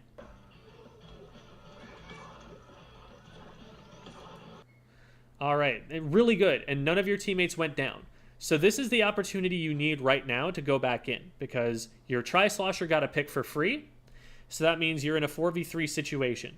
You do still have to worry about the roller a little bit, but with 26 ticks left on the clock, not seconds, ticks. Remember that a tick is way faster than a second. You don't have a lot of time to be worrying too much and painting too meticulously. You kind of just need to get to the zone. And what you're hoping here is that if the roller does pop out and just delete someone, at least there's a teammate nearby to maybe trade that kill back and keep the numbers advantage and be able to keep pushing to the zone. But we need zone right now. All right, and I like the idea to use a special to try and push into this. Now, the position that you're taking the inkjet from, it's relatively safe, but it's also very unlikely to get a lot of value. You're not likely to get kills from that inkjet. You had maybe one good shot on the charger, but that's a scary shot to take because a more aware charger might have sniped you before you took that shot. And if somebody is in this area here, I guess you zone them away from the zone by getting the inkjet over there. But they're okay with backing up and letting you guys have the zone for a second. Like, if they back up and don't contest the inkjet, what's going to happen is you're going to get flung all the way back to way behind the zone, and now they're going to be able to push up and just retake the zone because you're out of play. And in fact, they've also taken out your dynamo here, so at this point, the advantage should be gone. Well, I guess you guys take out their charger and you're able to stay alive here. That is a very scary situation against the roller here. What I'm almost thinking might be a good idea based on what I'm seeing here is you get the roller to miss twice somehow. Maybe you just retreat backwards. Like, you run away from the roller by going forward and helping your teammates with these fights. And you just keep an idea of where the roller is. Because being right here, you've just announced your position with that bomb, right? And then you move to the left. If the roller sees that, what they might assume is, okay, well, they threw the bomb there, but then they ran in this direction, and I haven't seen them move back. They're probably moving around this box to this side. And if the roller is sharking around this corner, you get splatted right here. Now, they were not, but they definitely could have been, and based on the information they had, they probably should have been. Instead, they decided to take a fight against your dynamo roller. Dynamo wins that with its range. And now here, you got another instance of, like, how we're using our range is a problem here. This is a blind corner. Blind corners are always scary because there might be a short-range weapon that kills really, really quickly around the corner there. And hey, look, there's a short-range weapon that splats really quickly around the corner here. Well, okay, it's a blaster. It's not that short-range, but it can act like one. What you want to be doing here before you go around this corner is hug the edge of this wall, turn the camera with your right stick so that you can see and make sure that this isn't all painted up, and do all of that before you announce your location here. Like, seeing that there was all this purple paint here, I would probably take a wider turn around before I ever tried to, like, peek around this here. Because, like, this whole trail right here is painted. That means there could be someone over here. And remember, you want to keep them at your max range. You want to keep them at the point where you one-shot them, and a shorter range weapon cannot immediately get in range of you. So you're lucky here that the blaster misses. Oh, actually, they get you anyway. Is there anything we could have done here? At this point, you kind of need to just be backing up instead of firing another shot, I think. You don't know where they are, so you're firing this shot kind of blindly, whereas they know exactly where you are. So the chances are pretty good that you miss and that they just finish you off with an indirect after that. Swimming backwards was the way that you would have stayed alive there. But going back to the positioning, if you immediately push forward and, like, paint up these alleyways before they can push up to you, if you proactively push the neutral line further back towards the enemy side, the blaster doesn't even get into this alleyway safely because you have a laser on them already as soon as they come out here. But instead, you're announcing your position in a traditional backline position, and they know that you can't hit them if they flank around to the right, so they're just flanking around to the right away.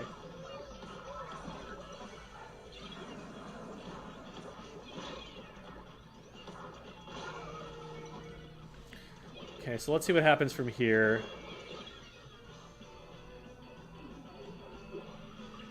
Team is still 3 down, and hopefully this player doesn't get into a fight. Oh, man. This Dynamo has been dying a lot in situations where the team is down or a push hasn't really started yet. So that's been kind of unfortunate. I think part of it is it seems like the roller is targeting them because there have been a number of fights between the two of them so far. So maybe the roller is seeing, oh, this is a position the Dynamo likes, so I'm going to just shark under there. Something that is probably exacerbating that is the fact that you have 3 midline weapons, and so the position that the Dynamo wants to take or might want to rotate to might already be taken by another midline weapon, and so they're being forced to position a little bit more predictably because there simply are not as many spaces for them to occupy without running the risk of, you know, getting double directed by a blaster or something like that. These shots right here, not a huge fan. Reason I say that, number one, you know that there's a roller right underneath, and so firing these shots is going to announce your position to them. Number two, from this position, you cannot see where that roller is going. You don't know what's happening out there in front of you. You're painting a little bit, but they're also going to be painting. You already have special, so there's no reason for you to paint except to gain map control and to paint the zone. So you're giving them special charge by putting your color ink on the ground.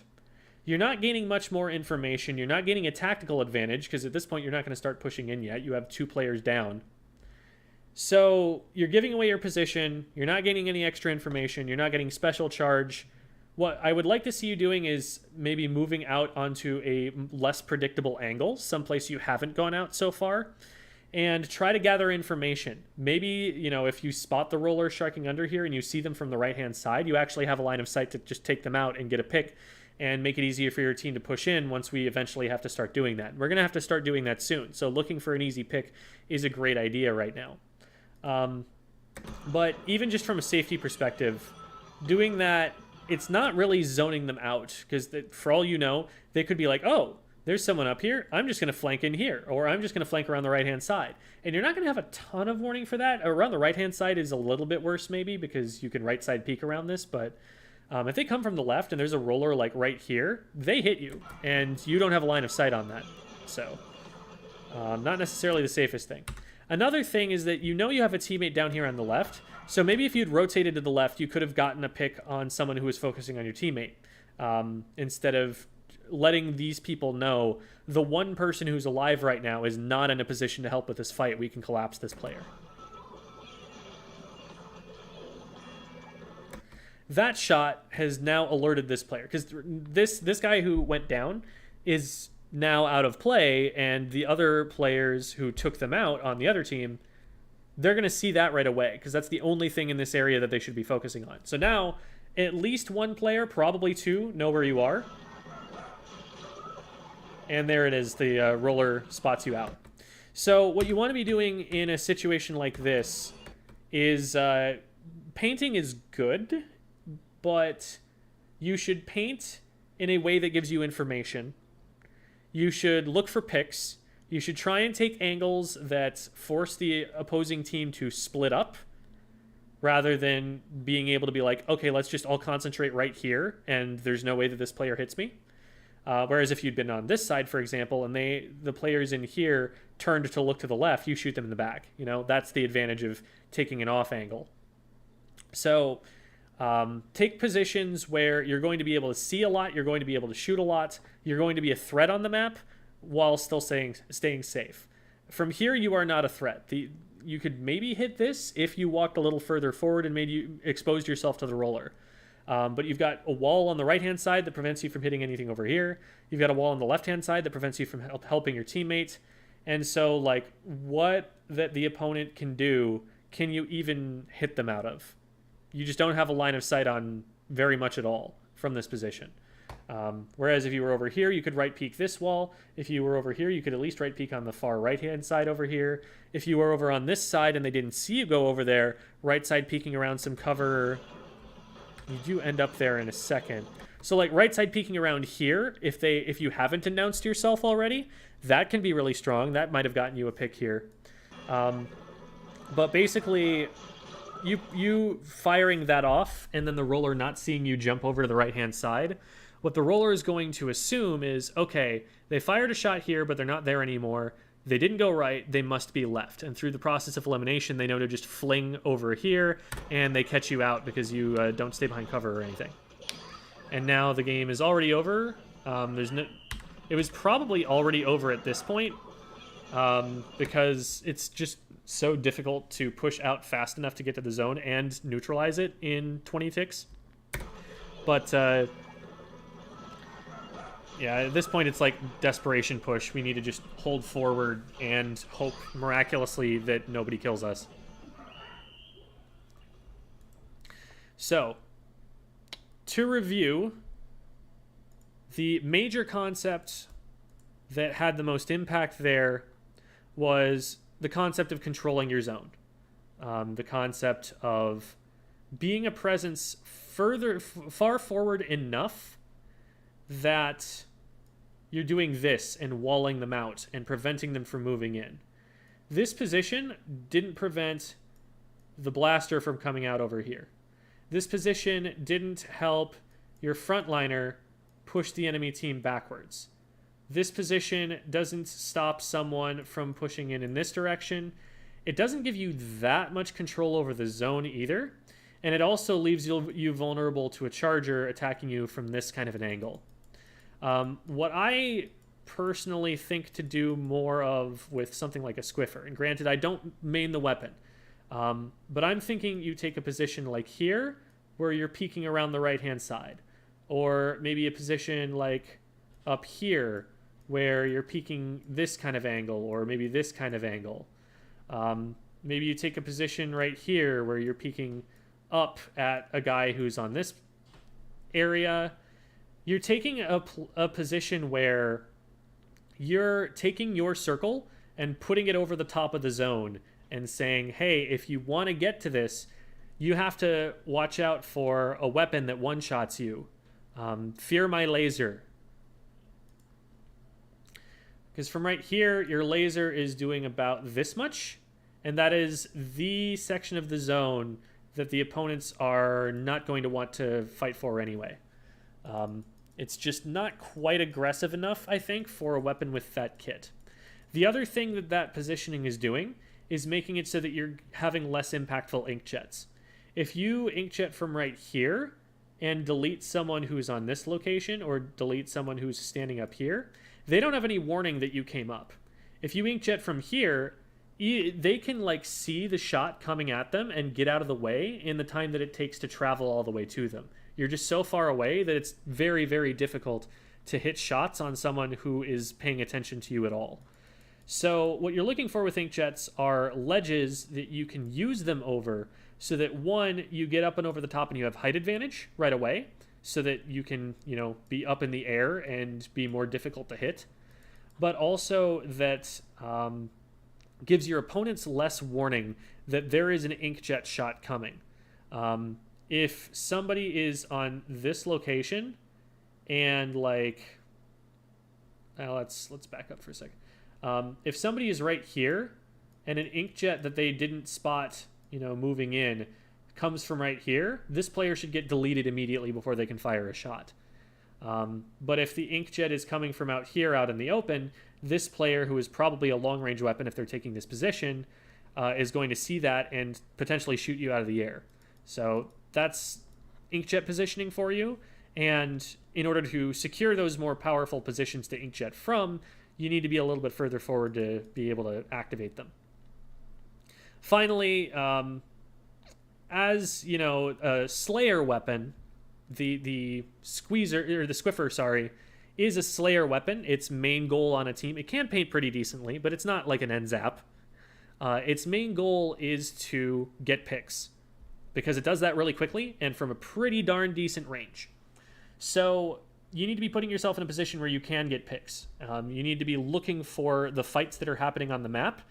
And, you know, the best fight to take is one where your opponent isn't looking at you and is distracted by something else.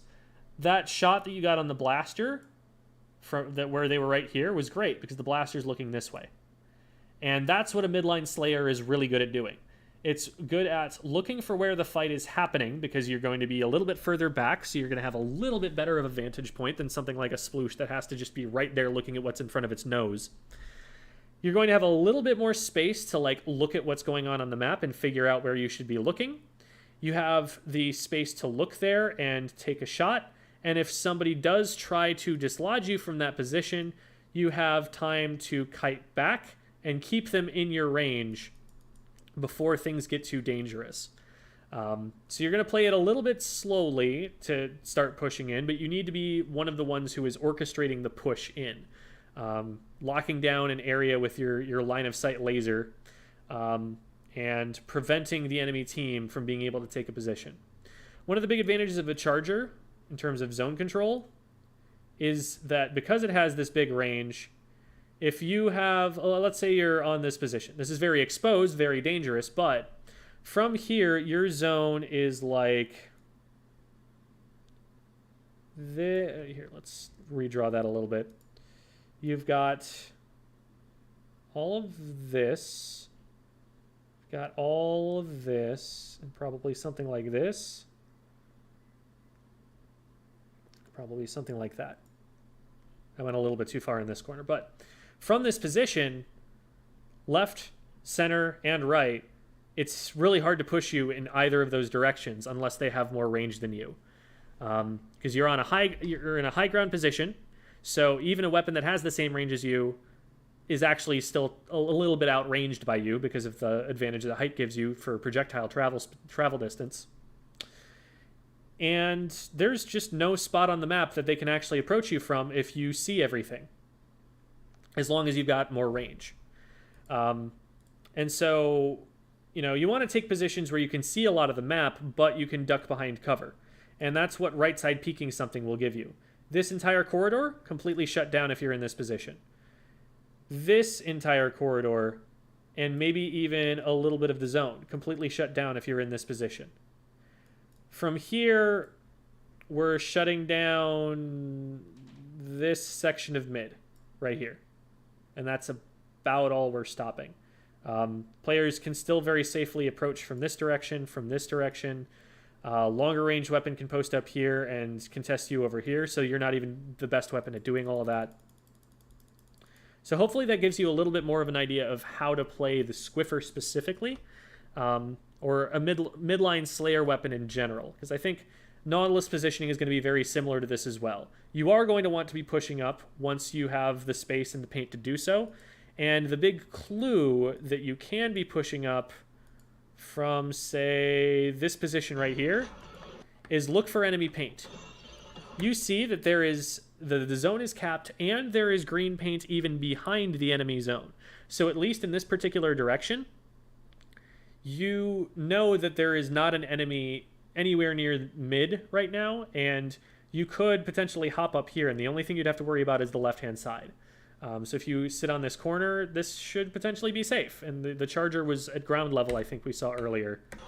Let's see. Charger's at ground level back there. So you get that pick. Okay, the charger might still be there. I would actually probably focus my efforts on taking the left-hand side here. Just like 2 shots down this lane because it's so narrow. 2 shots probably paints all of this. And then you get to swim forward and maybe, like, look in this direction. Or maybe look in this direction. Maybe you go here, but then you rotate over to this side because you see a fight is going down, and now you have right side peek advantage on this side. There are a lot of different options for how to push forward here. But we need you to be pushing forward, especially on this team comp, even more than maybe other team comps. Because right now this is just kind of traditional charger play. So I'm going to go and read chat because there are probably a whole bunch of different things I've seen. I picked another game, but noticed a lot of mistakes made. But looking back, I feel really dumb now. Don't feel really dumb. A lot of these concepts, like, they're hard to apply at first. You kind of have to hear from a lot of other players, like, what does this weapon do? And what positions does this weapon take? And maybe even see other players do those things. But yeah, Squiff is hard. Chargers are hard for sure. But Squiff in particular, like, you don't even have the advantage of having range. So every shot matters, but also you still have to know the positioning skill that you would have on more of a midline weapon, something like maybe a K-Pro or something like that. So that gets me caught up at least for about 45 minutes or so. I haven't been seeing a lot of questions, but just let me know if there is anything more that we want to talk about. I think what I'll do, actually, is I'm going to go and play a game or two on... I don't play Squiffer. I don't play Nautilus, but I do play K-Pro, which is a similar range, slightly shorter range. And it's not a great choice for splat zones, but I mean, my zones power is great as it is right now. And I want you to look at, like, how I'm moving up and what positions I'm taking and what I'm trying to control on these maps. And I think that might be helpful for kind of putting together your own game plans for, like, where do I want to stand with this weapon? Any of this midline advice apply to Squeezer? Yes, Squeezer, I believe... I want to say it's even longer range than the Squiffer. I think it's actually that crazy. It still kills really quickly, and it also has a get-out-of-jail-free special. But largely does still apply to Squeezers. Okay. So I'm going to try and take a position on the right-hand side here to start with. This is what I typically like to do. This is a really strong midline position, because range is going to help me out, and I didn't respect the shark, didn't have object permanence there. Range is going to help me because I have a pillow there that I can shoot around, and I can hit a short-range weapon from this position that at a place that it can't hit me from. I can even take this position so long as the charger doesn't decide to, like, drop down and try and attack me. I don't want to get too far forward here, especially since we're losing on the left-hand side right now. But see, that pick right there, easy. Nothing that the NZAP can do about it, and they only really got me there because there was an E-leader on the top right, which meant that they forfeited the zone. So I wasn't too unhappy about getting picked there. Now, I'm not going to contest the E-leader for that spot. There is, you know, this location is pretty good, and I can maintain zone control to some extent from here, even though I'm not the best painting weapon. And again, probably wouldn't use this weapon for this map mode. Oh, got myself into some trouble there. That was a mistake on my part, not paying enough attention to what was in front of me there.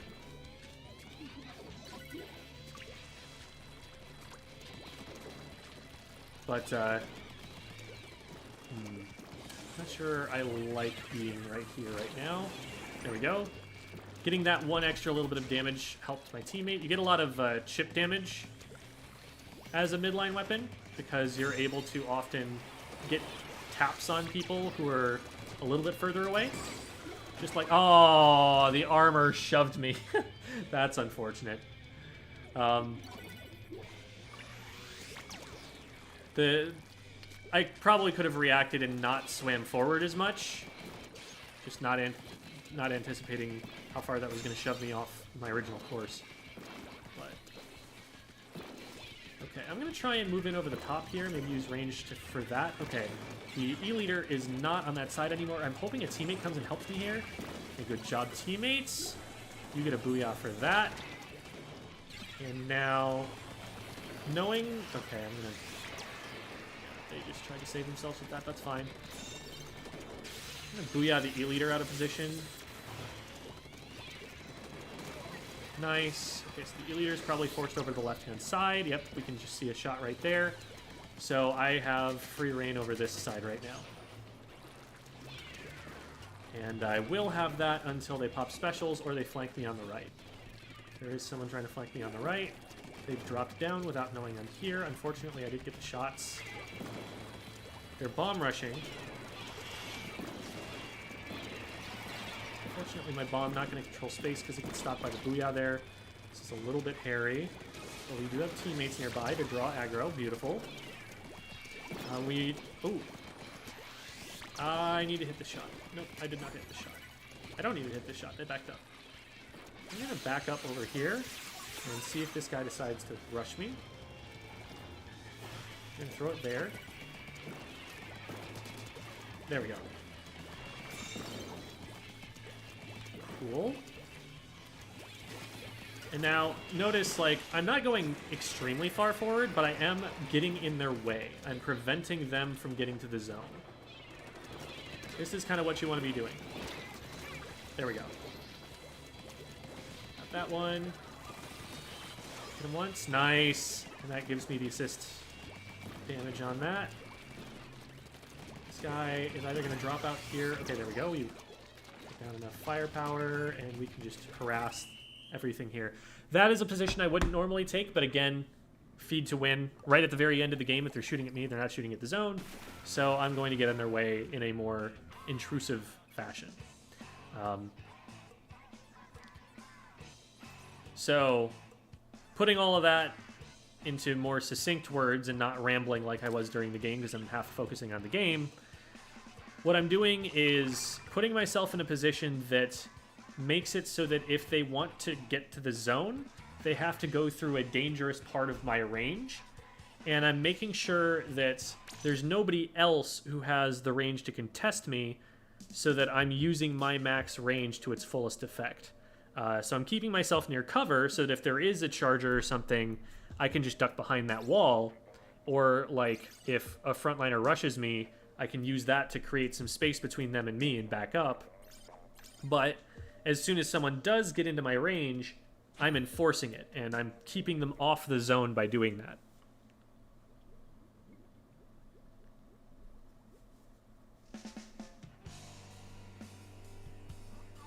Gotcha. Welcome, Froyo. Old armor shove, yep. Ooh, this team comp does not have a lot of paint compared to the other team. It's really unfortunate. Again, the biggest weakness, I would say, of the Splattershot Pro is how little it paints. Please brush, please brush. Okay. They could have had that pick probably a lot sooner than they did, but we got it anyway. That's what really matters. To get that paint on the zone. Another thing I really like about this position is that I can paint the backside of the zone, which is normally the most difficult part of the zone for anybody on our team to paint. Just making sure that nobody's trying to punish my teammates' jump. And there is the Dynamo. Well-timed bomb. I figured they'd probably go for that. Okay. We'll take that. And we can hold the zone from here. Yeah. The K-Pro doesn't paint badly in spurts. The problem is more that it runs out of ink too quickly. And so I can very easily just paint this one little section of the back of the zone and be helping paint the zone while also holding down that control with slaying. I didn't like that push from the teammate. They really needed help to go for that, and I think it should have been clear from them that their teammate was not committing to that fight. You don't get to push too far in. We're really close to just capping the zone. Are they going to stop this? I don't think they're going to stop this. Yeah, they didn't stop it at all. So that's machine. They're probably going to want me to go over this way.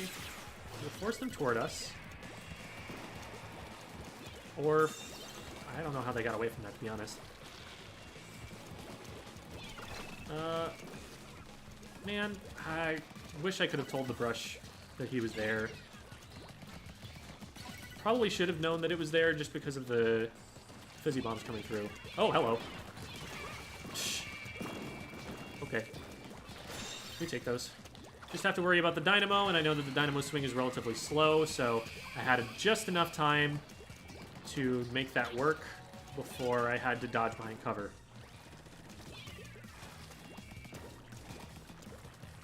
I'm going to try and threaten over this side. I haven't done this yet, and I don't think they'll see it coming. Yep.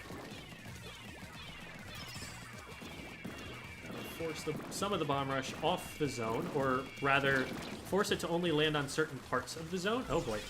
We're going to pop this real quick. Create some space for ourselves to get out of here. Yep, I was worried that was going to happen. Fortunately, he's not aiming well, and I get the pick anyway. Dynamo could appear in a variety of places where he can hit me from, so I'm playing safe and letting my teammates handle it. Cool. Just the 52, and we know that they're staggering in now because we got them earlier. Nice. Bucket is down. And if you're wondering, like, oh, how did he know which weapon he got earlier? I'm always paying attention to that as a... in order to help win the fight, is really why I'm doing that in the first place. I'm making sure that I know what I'm up against in terms of the weapon that they're playing. Because if not, I might walk into the wrong range. I might try to take a fight against something that splats faster than me. There are a lot of things that could go wrong. And so I'm always looking at what my opponent is holding in their hands to figure out how to play the fight better.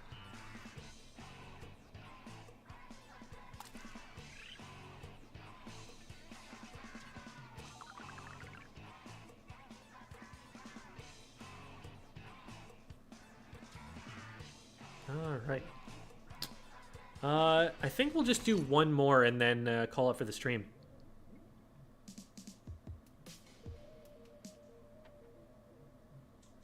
I only know long or short range, that's it. There are two ranges in Splatoon 2. Long and short. Long is longer than mine. Short is shorter than mine. It's actually not a terrible way to think about it. After all, you are thinking about what will beat me in a fight.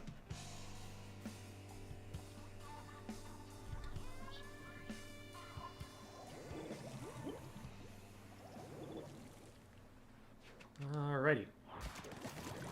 So this is a different map, and so we're going to obviously have to play this a little bit differently. Looks like the rest of the team is rolling out to the right-hand side. I'm going to try and take bunker and see if I can maybe get some pressure around this side. Almost... I didn't want to stay up there for too long, because if the bamboo gets shots on me, that's dangerous, but I did keep them far enough back that they weren't able to be an impact on that fight. So that at least helps. Bamboo is in range. I hit them twice. I think I fiend for this, and I missed my shots. That's unfortunate. I probably could have swam forward a little bit sooner before I started firing again.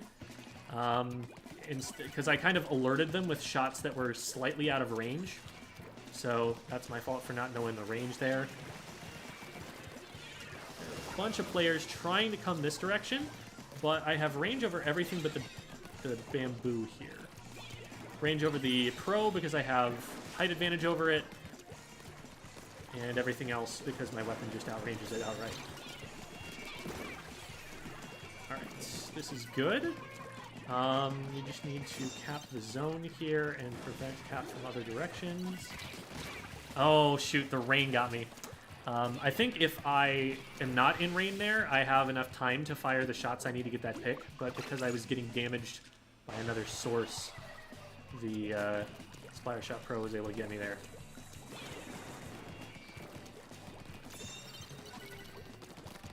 should be able to force this guy into a position he doesn't want to be in, and I did. Now, they'll know that I'm here, so they won't show themselves in this position if they're up there. Ah, bad aim on my part. Good job by my teammates following it up, though. We're applying good zone control here at the very least. Nice pick from Barry. Love to see it. Keep that up there, and now the brush is going to have to run into one of us, and that's going to be bad for them. Okay, they're going to want to go up in this direction, and so we pre-fired that to deny that. Make them feel like they can't go either way. They pop armor. Nobody's pushing with this armor. I don't want to push too close because there is someone behind me that I need to be careful about. Okay, Junior is going to start trying to go in here with the bamboo. I am outnumbered at this point, but I might be able to save it by booyahing and preventing the recap. Beautiful. Yes, that is the Barry.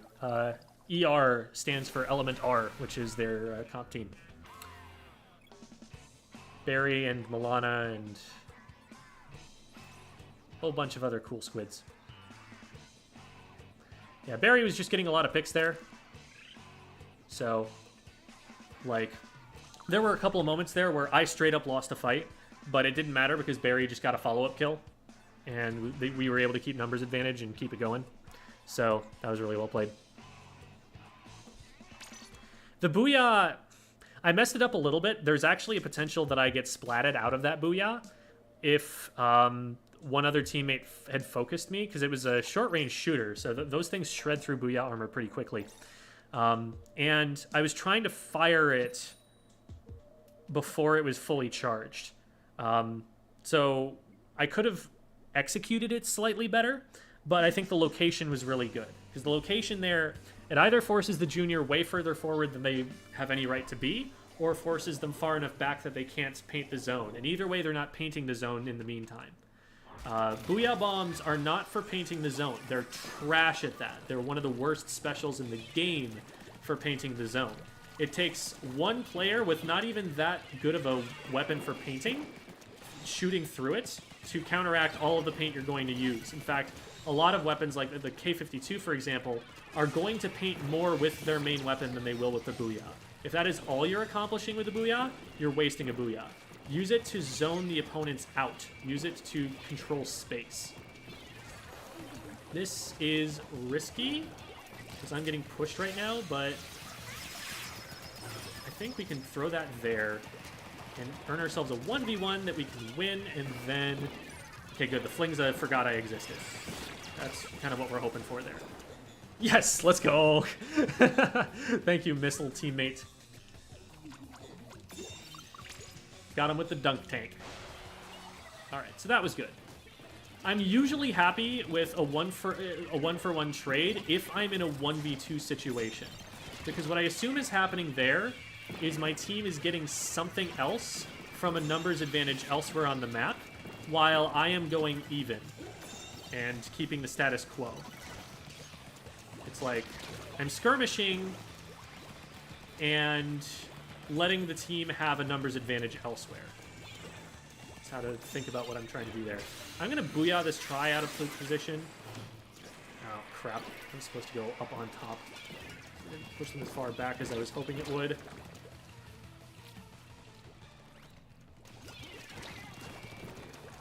Okay. Didn't quite get them there, unfortunately. You know they're up there. Teammate goes and gets them, cool. Yeah, they were staying up there for a pretty long time. So now, that's a junior. Oh god, this is... Ah, I moved too far. I was trying to get into that sliver of area where I wasn't in the rain. This might be suicidal. Yeah, okay. We do need to get out of here, though. Let's try and suppress them so that they can't get my teammate. Oh, no, this is not safe. Cool, cool. Oh, that fight got played really well. Okay. and made him jump out. That's the power of skirmishing and a two-front war there. They had numbers advantage, actually, but because we were hitting them from two different angles, they couldn't handle us both. They probably should have just focused one side. I can hit the try from there. I'm just worried I'm going to get rushed down by something else.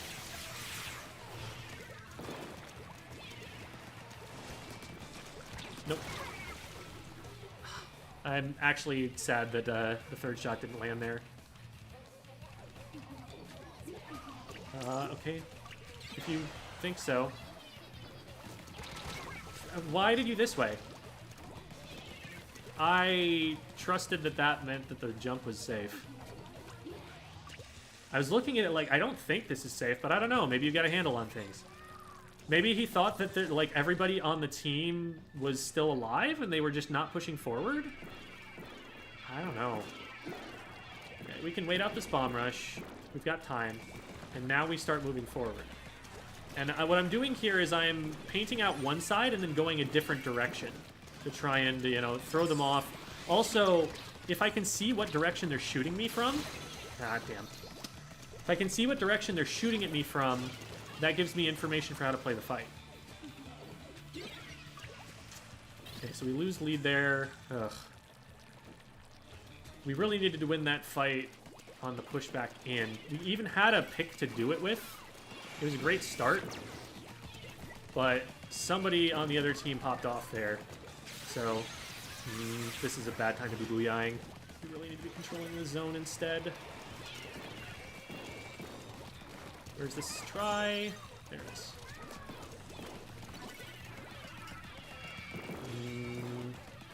Bomb rush is going to be a pain in the butt. We did get capped, so we don't necessarily need to fight here, but it would be good to not lose too much ground.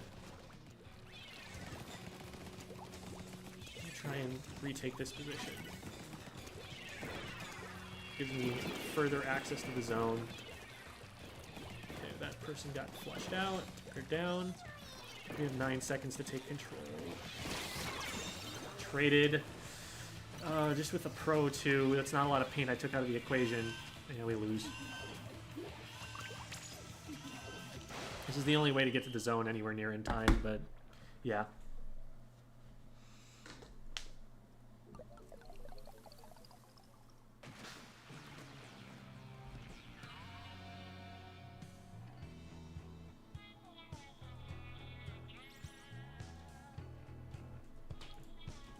Alrighty.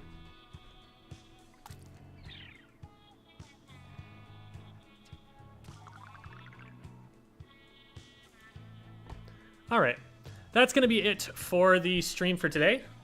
Thank you all for watching. Hope that that was helpful to you, Kori. Really appreciate you giving the footage for us to review. It's always a courageous thing to do, and I definitely appreciate that you're willing to do so. For anyone who wants a VOD review like this one in future, we have a Discord server, which you can find here. And from there, you will be able to find me, Gem, in that Discord server and DM me. Am I still sus Gem? I think I'm still sus Gem. But I'm up there at the very top where it says Fearless Leader. So that's the role that I've got, and you can find me there pretty easily. So feel free to hop in there, and if you do want one of these VOD reviews, just DM me, and we will talk about scheduling and everything that needs to happen from there. Really appreciate having you guys all here. As has been alluded to in the chat a couple of times, we do have a video out on the Rainmaker game mode. So if you'd like to check that out, it goes over some basic strategies for people who haven't really sat down and analyzed the game mode and thought about how to, when you should be pushing, when you should be picking up the Rainmaker, how to defend, when it is that you need to be focusing on defending versus pushing up, things like that. That is out on the YouTube channel, so definitely go and check that out when you can. So, I think Gem is dodging me. I'm sure there are probably some things that have been said in chat that I haven't seen, but I have been focusing on commentating the game. So, apologies if I did miss something. feel free to, send DMs or something like that if there's anything that you'd like to talk about, anything you have questions about, and I'd be happy to go over it then. But in the meantime, I am going to sign off and go eat some dinner because I've got team practice coming up and I need to be ready for that. So